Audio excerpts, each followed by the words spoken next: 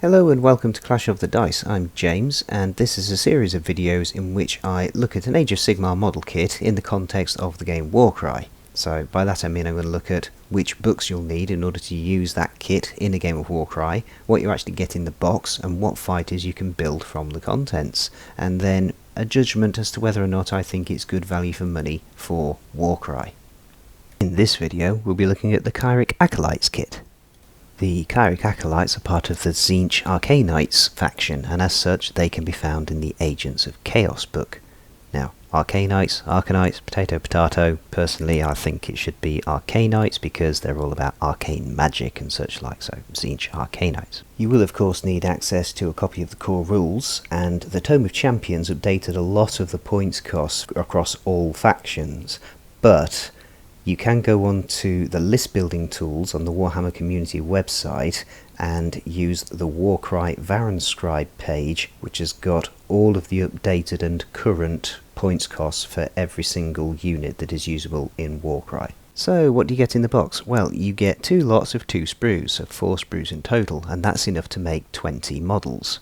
Now those models themselves, you get 1 leader option and then 5 general fighter options. The leader option is a Kairic Adept. He's kind of like the unit champion for the Kairic Acolytes, and there's enough parts in the kit to make 2 Kairic Adepts. For general fighters you've actually got 5 options.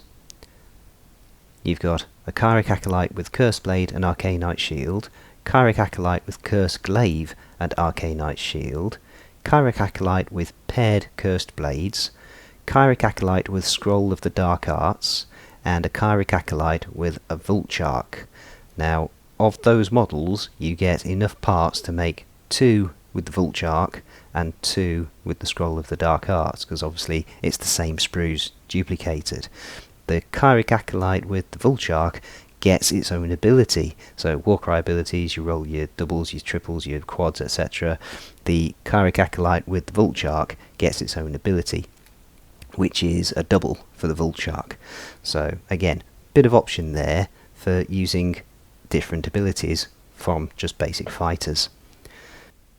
In terms of value for money, this kit, I think it's not bad, but it's not great either. So you do get 20 models, which is a lot. It's the maximum you can have in a campaign for Warcry. You only get 1 leader option, but you do at least get enough parts for 2 of them, so you can have a leader and a champion. There's options for 5 general warband fighter types, one of which has got its own ability, which adds some variety to what you can do with your initiative dice, your doubles, your triples, etc. In this case, your doubles. But you will probably want to get some other Tzeentch kits to add more variety, especially leaders, but there are also the Zangor kits. There's a couple of different ones of those. They make some great models, which make some great fighters. In terms of how many points you get in the box, your minimum is 1,860 using the Tome of Champions 2021 points values, and that is a Kairic Adept with 19 of the Acolytes with paired Cursed Blades. But again, you're never going to build that. Well, you're unlikely to. If you want to use it in Age of Sigmar as well, you'll probably go for one or other of the main options, the weapon options, with a Scroll of Dark Arts and a Vulchark. But if you're just playing Warcry, then yeah, why not mix it up, get the variety. Cost-wise, it's not a GW direct kit, so you can get it from other retailers, which means you can probably get it discounted. There's no start collecting sets or Vanguard sets for Tzeentch Arcanites at the moment, at the time of recording, so it is just this box that you get, so you probably are going to want to add to it because of the somewhat limited options, especially for the leader. But again, if you just buy an extra leader, that's great. He can be your main leader and you can use the Kairic Adept as your champion.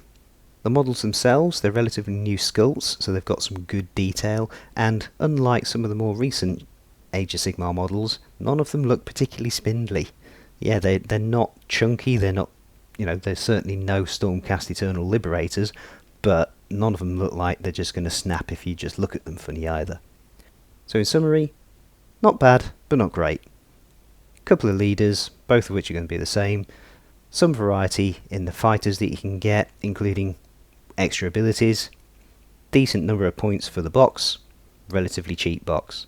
So as a basic starter that you can then build on later as a core, it's great. Again, Probably never going to need to buy any other infantry, just going to want to add some more specialist fighters and some better leaders to this. So on the whole, not bad, not great. Yeah, I intend to get some myself for no other reason than I really like them. I really like Tzeentch as my main Chaos faction. So that's the Tzeentch Acolytes. Thank you very much for watching. Until next time, please continue to like, comment and subscribe. And if there's a box you would like me to look at, please drop it into the comments below. Until next time, God bless.